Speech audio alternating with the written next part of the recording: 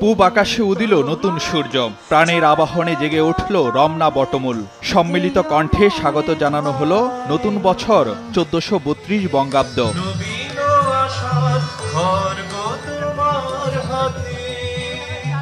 ভোরের আলো ফুটতি ভৈরবীর আগালাপে ঐতিহ্যবাহী সাংস্কৃতিক প্রতিষ্ঠান ছায়ানটের বর্ষবরণ।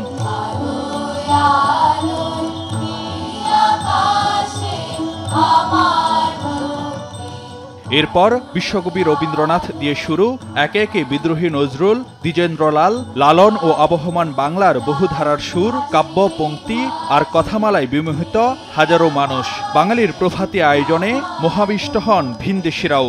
অনুষ্ঠানটা অনেক ভালো লাগে, তাই জন্য আমরা এখানে প্রতি বছর আসি। এগুলো যে কি ভালো লাগছে, দেশের গান, রবীন্দ্রসঙ্গীত, এটা তো আসলে আমাদের প্রাণের উৎসব। আমি কোনোবারই মিস করতে চাই না। আমি অস্ট্রেলিয়া থেকে আসছি, আমার ভালো লাগছে এখানে। It's actually kind of wonderful, getting engrossed with the culture.